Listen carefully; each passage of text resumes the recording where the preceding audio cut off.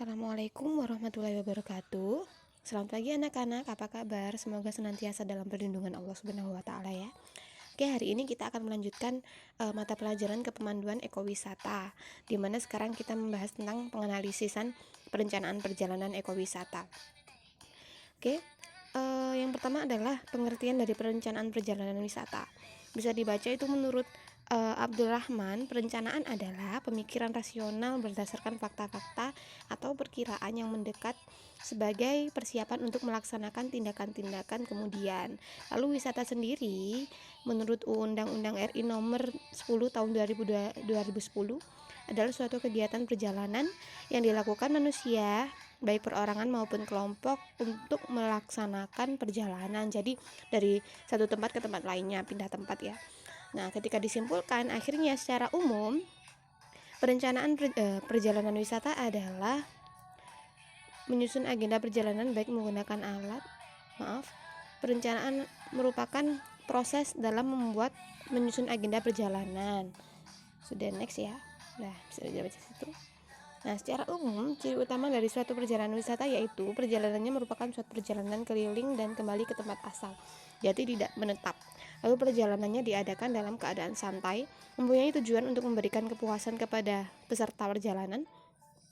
Perjalanannya dirangkai dari beberapa komponen perjalanan.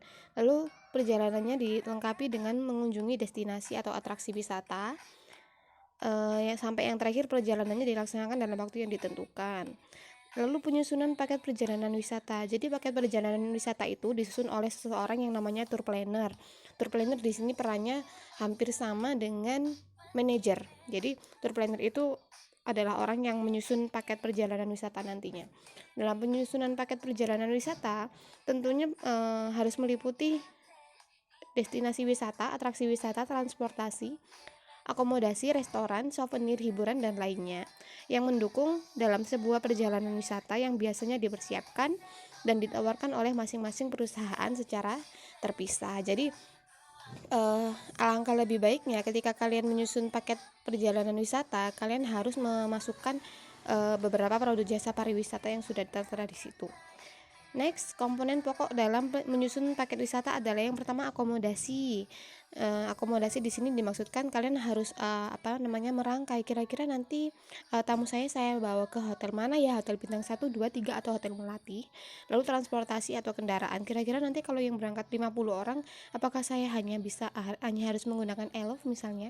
Kalau yang berangkat 300 orang, apakah saya menggunakan bus, kan kayak gitu. Nah, lalu makanan jelas karena biasanya wisatawan grup itu tidak mau ribet dengan makanan ya, jadi mereka lebih memilih efisiennya, memilih simpelnya, lalu kita yang menyediakan makanannya.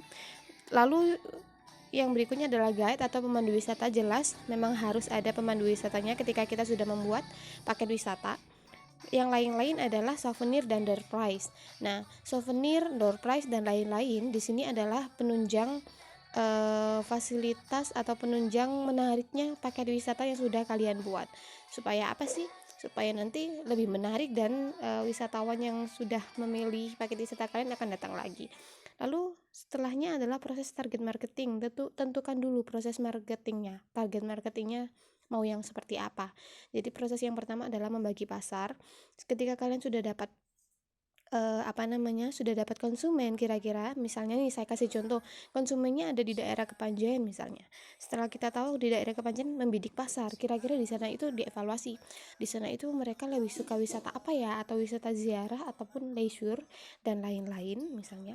Lalu baru yang terakhir adalah mengemas produk. Di situ ketika kita mengemas produk, kita tentukan itu tadi ya, setelah membidik pasar. Kalau mereka sukanya ziarah, jadi kita membuatkan paket yang ziarah. Setelah itu baru urutan penyusunan paket wisata. Urutannya adalah yang pertama kita harus survei. Jadi sebelum membuat paket wisata kita harus survei dulu supaya tahu semuanya. Lalu menentukan motif package wisatanya. Nah, seperti tadi ya, kita sudah membidik pasar juga.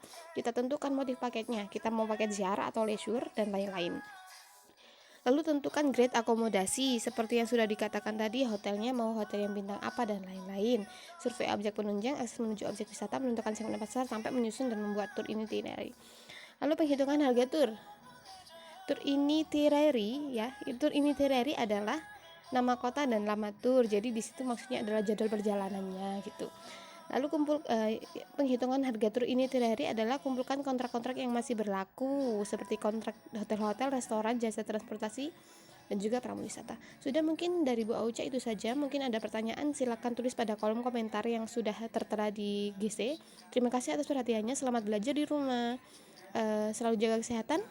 Saya akhiri. Assalamualaikum warahmatullahi wabarakatuh.